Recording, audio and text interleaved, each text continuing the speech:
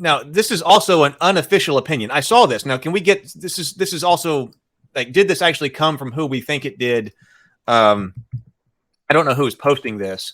So we also have to evaluate this in terms of credibility as well, and then also expertise. But Ryan Dancy. So this person says, Hasbro cannot deauthorize OGL.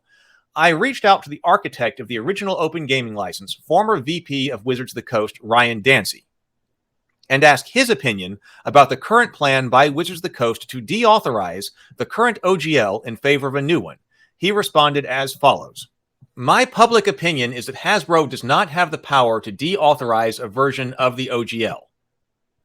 See, the deauthorize is also an interesting part that we talked about, because it says under any authorized version of this license. Is that a loophole to get out? Because what does it mean to be an authorized version of the license?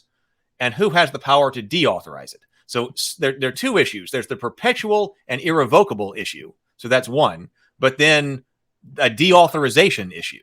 So they're explicitly deauthorizing something, right? Can you deauthorize a version of the OGL? That's another question. So there are a few different questions that are overlapping and layered on top of this. But this person, Ryan Dancy, says, yeah, my public opinion is that Hasbro does not have the power to deauthorize a version of the OGL. If that had been a power that we wanted to reserve for Hasbro, we would have enumerated it in the license. I'm on record numerous places in email and blogs and interviews saying that the license could never be revoked. So now, of course, this is his opinion, and it's interesting to note the intention. I think it's very interesting to note the intention here. Because Hasbro's lawyers may have a very different opinion. But I think it does give some insight into the way the philosophy behind the OGL when it was originally released. So if deauthorization had been a power we wanted to reserve for Hasbro, we would have enumerated it in the license. I'm on record numerous places in emails and blogs saying the license could never be revoked. So this doesn't have legal weight, but I think it's interesting to look at. Ryan also maintains the Open Gaming Foundation. As has been previously noted, even Wizards of the Coast in its own OGL FAQ did not believe at the time that this license could be revoked. So I would like to see oh, no, wait, here it is. Here's a link. Let's figure out where this... Well, we'll read it and then figure out where it came from. So, 7. Can't Wizards of the Coast change the license in a way that I wouldn't like? The FAQ says, yes, it could. However, the license already defines what will happen to content that has been previously distributed using an earlier license in Section 9. As a result, even if Wizards made a change you disagreed with, you could continue to use an earlier acceptable version at your option. In other words, there's no reason for Wizards to ever make a change that the community of people using the Open Gaming license would object to, because the community would just ignore that change anyway. That's really interesting. So let's go over here to open. So this is, what am I on? Oh, I'm on the web archive. So this is on the archive. So this is where this came from. So this is Open Gaming License Frequently Asked Questions version 2.0, January 26, 2004. So this is very interesting regarding their insight in 2004. So this is their FAQ about the Open Gaming License. So does Wizards of the Coast copy? Well, let's just look at this. So what is the Open Gaming License? Some of this we might need to go over. Where can I read the text of the OGL? What are the penalties for violating terms of the license? Okay, this is interesting. What did they say? You are potentially liable for 3 groups of people for various types of lawsuits. First, you could be sued by anyone listed in the copyright notice section related to any open game content you copied, modified, and distributed. Second, you could be sued by anyone who receives open game content from you and relies on you to ensure that your work conforms to the terms of the license, who subsequently discovers problems with the open game content they are receiving from you. Third, you could be sued by someone with a copyright or trademark interest in the work you've distributed, even if you did so while relying on a previous publisher's representation that they had followed the terms of the license. Okay. You could be sued for copyright infringement. You could be sued for misuse of trademark. You could be sued for breach of contract, and you could be sued for any other number of torts related to those 3 actions.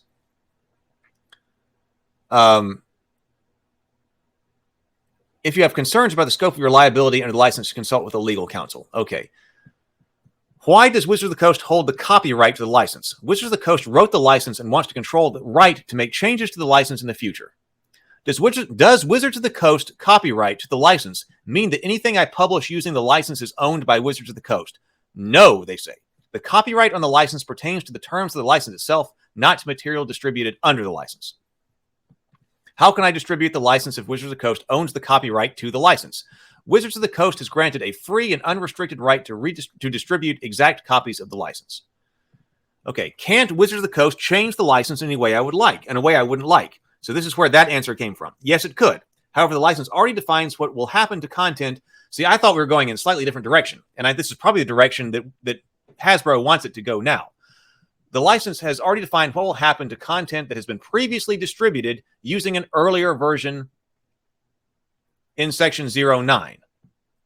So you could say, well, if it's already been published, if it's already out, now that does leave people who are like in limbo because they're doing layout and they're getting books printed and all of that. You could say, well, you published that under an earlier license, so you just get to keep publishing it and it's no problem. That was published under that license, keep going. Now it seems like they're going backwards on that.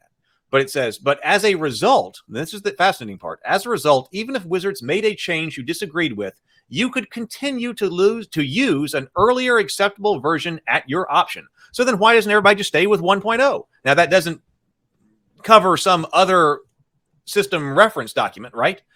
So if they put out the, let's call it 6th edition system reference document, you wouldn't be able to use it, right? Because it might be covered by a different license, but you could still keep using the 5th edition, the 1.0A, and use the 5th edition SRD. In other words, there's no reason for Wizards to ever make a change to the community of people using the open gaming license would object to, because the community would just ignore the change anyway. What do we think about that? I mean, because that's exactly, if this was their thinking in 2004, what's going on now, if the leak is true, and if they go forward with it, that seems very counter to that. What is enhancement? What is open? Is open game content limited to just the game mechanic? No. The definition of open game content also provides for an additional content clearly identified as open game content. Well, now this is interesting. Is open game content limited to just the game mechanic? Answer, no. The definition of open game content also provides for any additional content clearly identified as open game content. You can use the open game license for any kind of material you wish to distribute using the terms of the license, including fiction, artwork, maps, computer software, ECT. Wizards, however, rarely releases open content that is not just mechanics.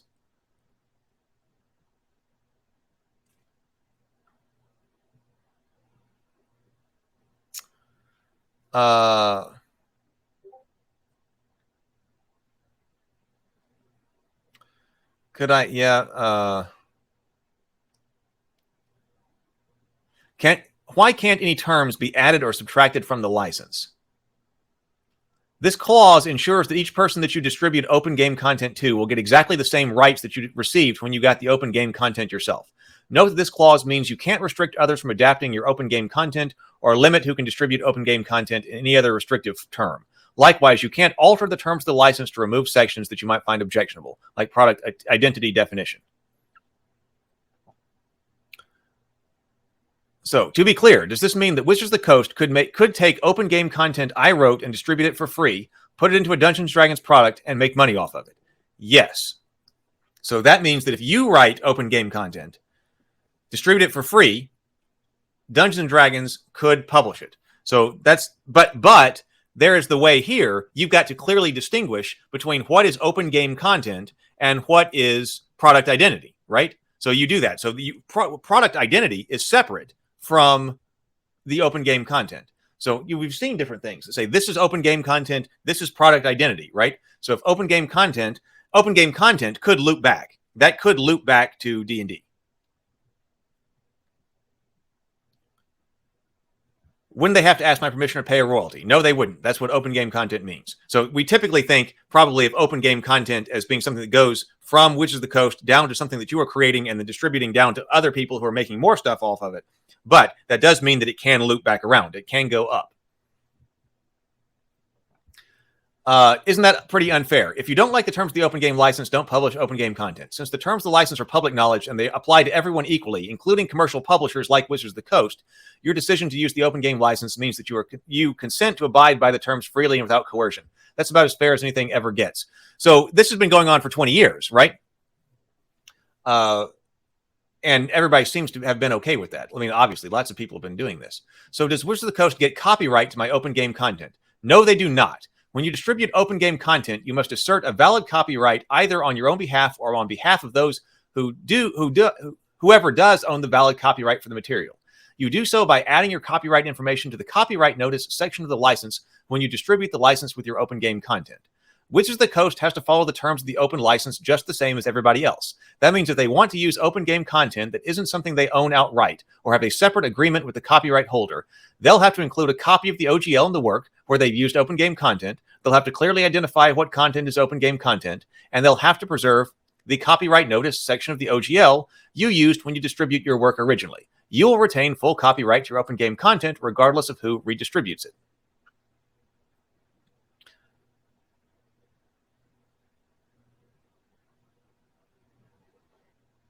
Okay. I was about to say, maybe that's all we need to cover, but this says, I want to distribute computer software using the OGL. Is that possible? Answer, yes, it's certainly possible. The most significant thing that will impact your effort is that you will have to give all the recipients the right to extract and use any open game content you've included in your application, and you have to clearly identify what part of the software is open game content. The way is to design your application so that all the open game content resides in files that are human readable. That is, in a format that can be opened and understood by a reasonable person. Another is to have all the data used by the program viewable somehow while the program runs. Distributing the source code is not an acceptable method of compliance. First of all, most programming languages are not easy to understand if the user hasn't studied the language. Second, the source code is a separate entity from the executable file. The user must have access to the actual open content used. Interesting. Interesting. Let's go to the chat on that.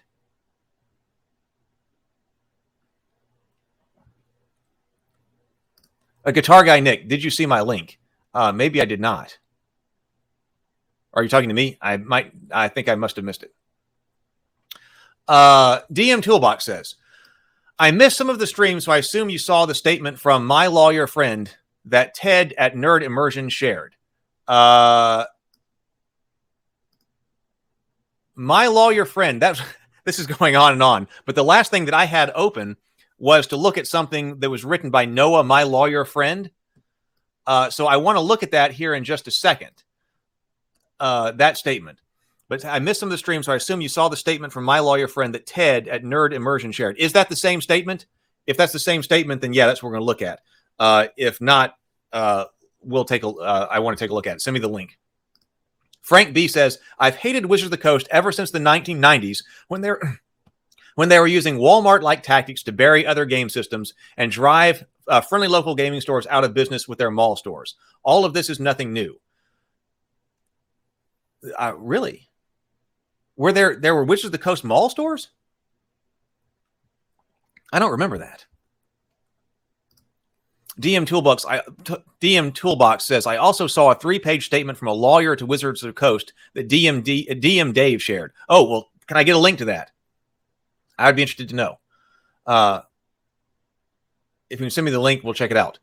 DM Toolbox, like here in the chat. I've only got the chat up. I'm not like checking Twitter right now. Or even the Discord server. But it would be great if we could put it in the Discord server so that other people can check it out too. Links would be great in the Discord server because then maybe people can go over in a bit more time. But if you post them here, we'll check them out. So DM's Toolbox says, the other IP lawyer I mentioned was just via text between a friend of mine. And that is a publisher and a lawyer.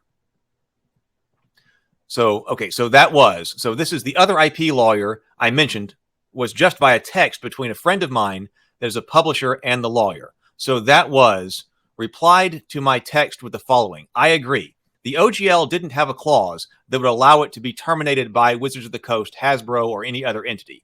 Unless you voluntarily accept the terms of the new license, I don't see that as enforceable. Yeah.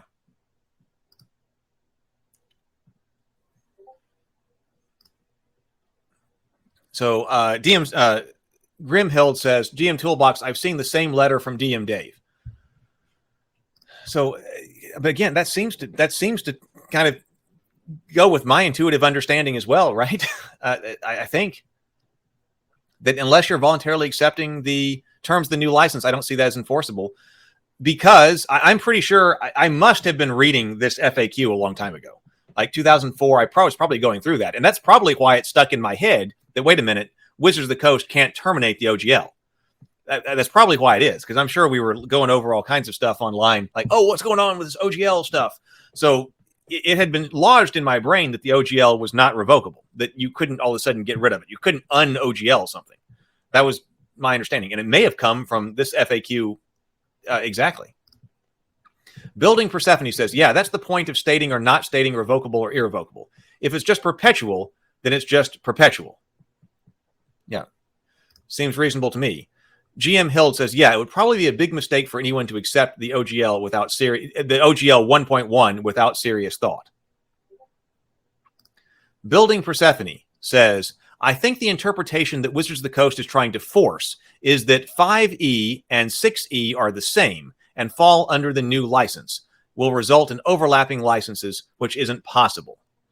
Oh, well, that's interesting, because I was wondering, it does seem cleaner, like, and I've mentioned this before, but it does seem cleaner if 6th edition was just its own, one D&D is 6th edition. It's its own complete new rule set that's been written from the bottom up. And if you want to use it, here's its SRD with this particular license. And it can be as different as Draconian or not Draconian or whatever as they wanted.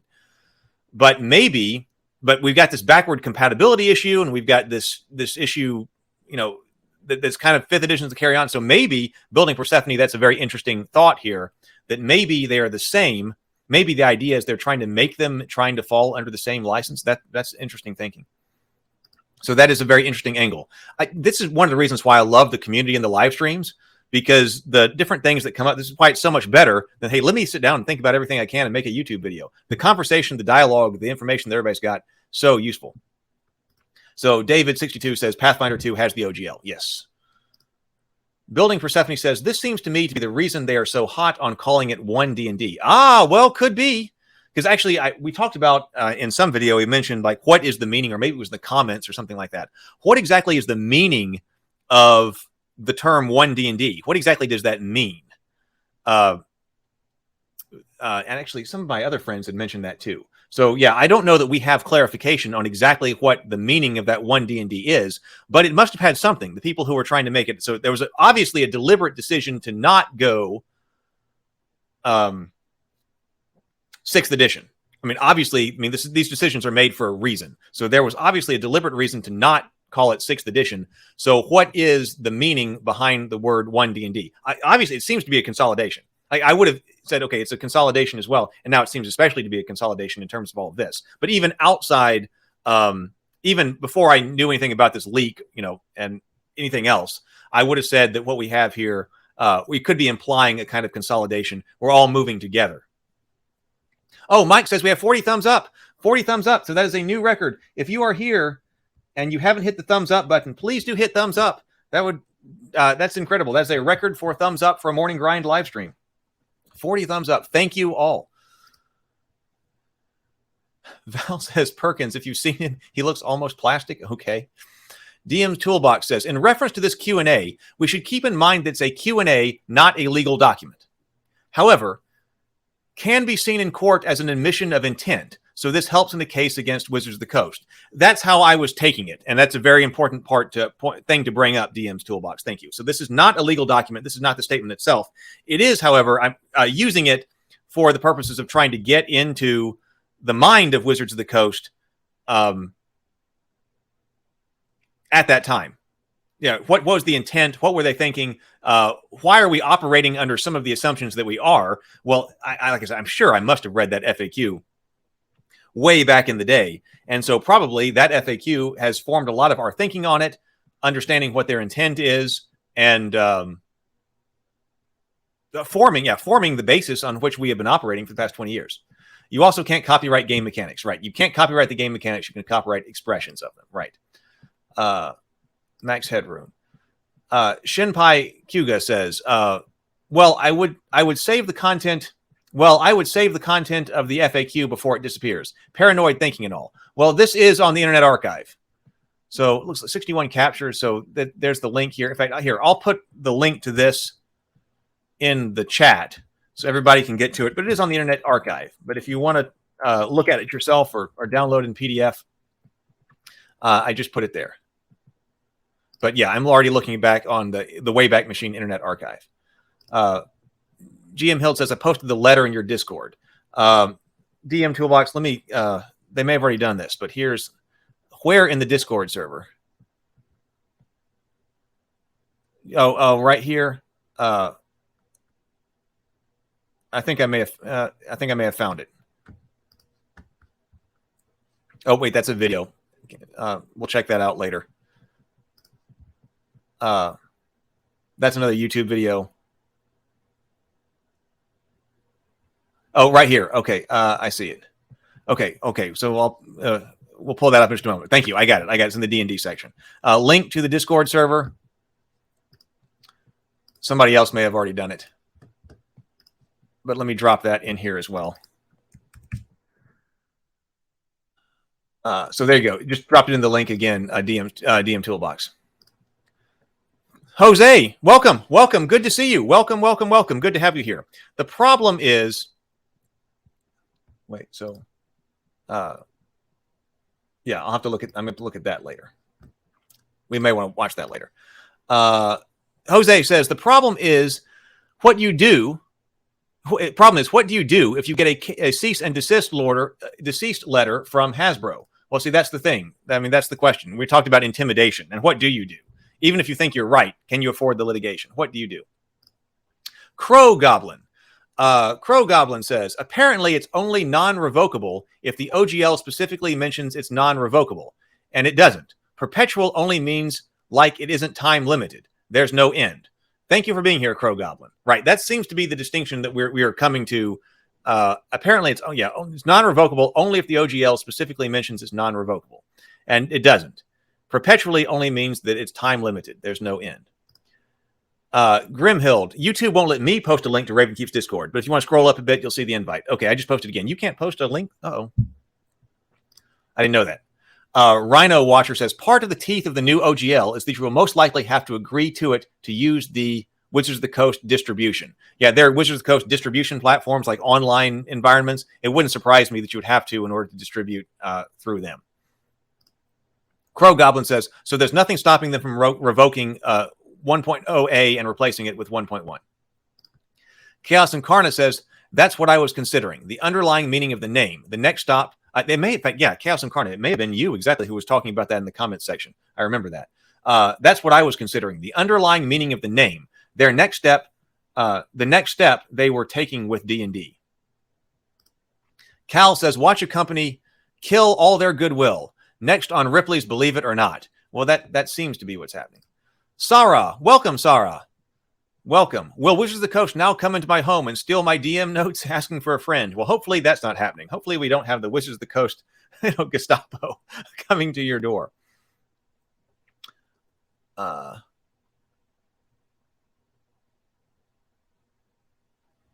Sarah, D&D channel. Scroll to the bottom. Oh yeah, okay, yep, got it. Okay, that was it's in the D&D channel of the Ravenkeep Discord. Building Persephone says, yes, but the revocability has been stated within, but revocability has to be stated within the existing license. It can't be revoked by a different license. See, so many different layers here.